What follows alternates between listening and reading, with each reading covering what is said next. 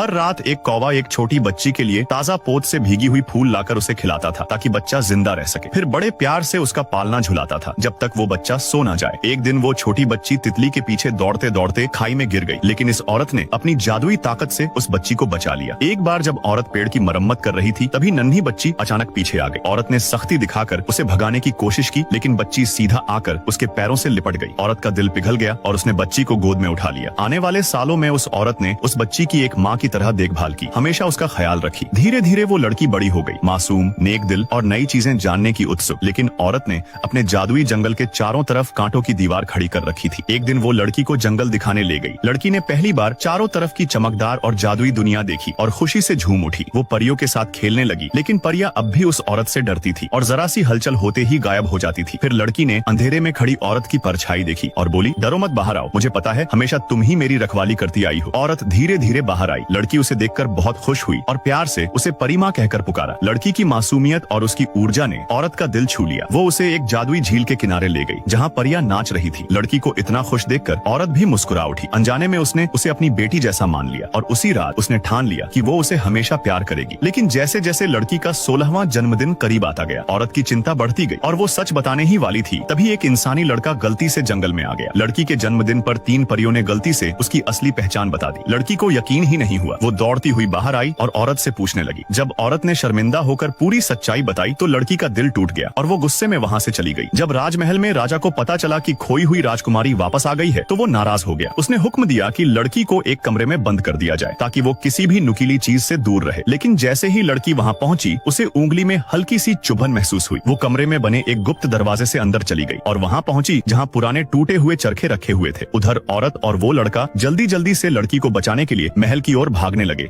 इस राजकुमारी को जबरदस्ती एक अजीब सी शादी की ड्रेस पहनाई गई। ड्रेस इतनी टाइट थी कि वो सांस भी मुश्किल से ले पा रही थी। आज उसका शादी का दिन था, लेकिन तभी एक महिला ने चुपके से उसकी कमर बंद में एक खंजर छुपा दिया। राजकुमारी पूरी तरह उलझन में थी, पर जल्दी ही उसे समझ आ गया। शादी की रस्म पूरी होने के बाद राजकुमार ने उसे अपनी बाहों में उठा लिया। राजकुमारी खुशी में खोई ही थी कि अचानक राजकुमार ने उसे पहाड़ से नीचे खाई में फेंक दिया। खुशकिस्मती से घाटी घने पेड़ों और झाड़ियों से भरी थी, जिससे राजकुमारी की जान बच गई। अंधेरा और खामोशी हर तरफ थी। गुस्से और बेबसी में उसने मदद के लिए चीख लगाई, लेकिन उसी चीख ने खाई के तल में सोए ड्रैगन को जगा दिया। गरज दी आग उसकी तरफ बढ़ने लगी। राजकुमारी जान बचाने के लिए भागी और जैसे तैसे एक गुफा में घुस गई, मगर उसका पैर मलबे में फंस गया। दूसरी आग के लपटें नजदीक आती दिखी तो उसने पूरी ताकत लगाई और खुद को छुड़ा लिया। वो हल्की फुल्की आग में झुलस गई थी, मगर जिंदा थी। उसने खंजर से अपनी ड्रेस फाड़ कर पट्टियां बनाई और जख्मों को बांधा। फिर मशाल उठाकर वो घाटी के अंधेरे में आगे बढ़ी। जैसे किस्मत उसका साथ दे रही हो, उसे पिघलती हुई बर्फ की बूंदें मिली। उसने सिर उठाकर पानी पिया और थक कर आंखें बंद कर ली। बिल्कुल अनजान की खतरा उसके बेहद करीब आ रहा है। जब उसने आंखें खोली तो बर्फ आग में बदल चुकी थी। राजकुमारी घबराकर दोबारा गुफा के अंदर भागी और मुश्किल से ड्रैगन की आग से बची। तभी उसे गुफा में एक रास्ता दिखा जो बाहर की ओर जाता था। गुफा की दीवारें बेहद नुकीले क्रिस्टल से भरी थीं, जैसे कोई मौत का जाल। पर जीने की चाह में राजकुमारी ने फिर से ड्रेस को फाड़कर रस्सी बनाई और चढ़ना शुरू किया। वो ऊपर तक पहुंचने ही वाली थी कि नीचे से ड्रैगन की दहाड़ गूंजी। डर के मारे उसका पैर फिसल गया और वो नीचे गिरने लगी। खुशकिस्मती से उसका ताज एक क्रिस्टल पर अटक गया और उसका शरीर बीच हवा में लटक गया, लेकिन क्रिस्टल नाजुक था और तुरंत टूट गया। राजकुमारी नीचे गिरने लगी। ड्रैगन अपना मुंह खोलकर उसे निगलने ही वाला ही था, लेकिन राजकुमारी ने हार नहीं मानी। उसने आखिरी ताकत से अपना ताज फिर से क्रिस्टल में अटका दिया और चढ़ाई जारी रखी। वो बेतहाशा ऊपर चढ़ती रही और आखिरकार गुफा के मुहाने तक पहुंच गई। मगर बाहर निकली तो सामने बस गहरी खाई थी। नीचे से गुजरते गांव वाले दिखे। उसने हाथ हिलाकर और जोर से चिल्लाकर मदद मांगी, लेकिन किसी ने उसे नहीं सुना। उसकी आवाज ने बस ड्रैगन को फिर से आकर्षित कर लिया। दीवारों पर बने चेतावनी के निशान और आसपास बिखरी हड्डियों साफ बता रही थी कि यहाँ से निकलने का कोई रास्ता नहीं। राजकुमारी ने आंखें बंद कर ली और मौत का इंतजार करने लगी। तभी अचानक एक जानी पहचानी आवाजें अंधेरे को चिढ़ती हुई उसके कानों तक पहुंच गई।